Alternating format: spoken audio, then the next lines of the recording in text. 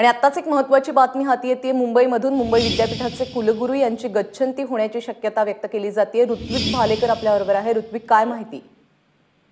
प्राजक्ता, याबाबतची गंभीर दखल शिक्षण विभागाने घेतली आहे। त्याचबरोबर आदित्य ठाकरे यांनी राज्यपालांना जाऊन आज राजीनाम्याची मागणी केली होती। शिक्षण मंत्री आणि कुलगुरू या दोघांच्याही राजीनाम्याची मागणी केली होती। खूप गंभीर प्रश्न झालेला आहे। निकाल अजून लागलेले नाहीयेत, परंतु निकाल लागल्यानंतर योग्य ती चौकशी करून कुलगुरूंवरती कठोर कारवाई करण्याच्या संकेत आता शिक्षण विभागाकडून मिळत आहेत। त्यामुळे नेमकी ही कारवाई कशा स्वरूपाची असणार हे बघणं फार महत्त्वाचं ठरेल। प्राजक्ता, आदित्य ठाकरे यांनी हा प्रश्न उपस्थित केला किंवा उचलून धरला म्हणून ही सगळी कारवाई होतीये? फक्त आदित्य ठाकरेच नाही तर शिक्षक पालकांकडूनही खूप मोठा रोष व्यक्त होत होता। विद्यार्थ्यांकडून संताप व्यक्त होत होता।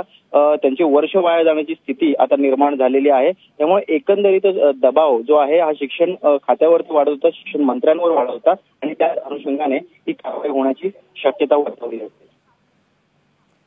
ऋत्विक, धन्यवाद या सगळ्या सविस्तर माहितीबद्दल। आणि हाच प्रश्न उपस्थित केलेला आहे युवा सेनेचे अध्यक्ष आदित्य ठाकरे यांनी। त्यांनी आज राज्यपालांची भेट देखील घेतलेली आहे। या भेटीनंतर त्यांची काय प्रतिक्रिया आहे आपण पाहूयात।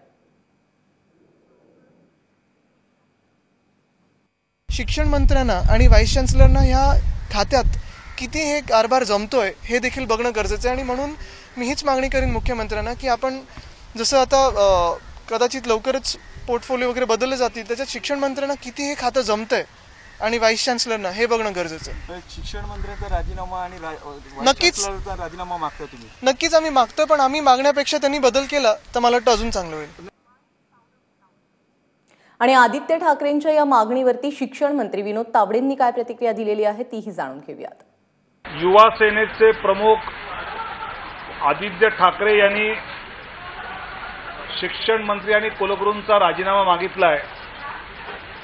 कुलगुरू तर एकच आहे, त्याने बहुधा संजय देशमुखांचा मागितला असेल। उच्च शिक्षण राज्यमंत्री आहेत, बहुधा रवींद्र वायकर त्यांचा मागितला असेल।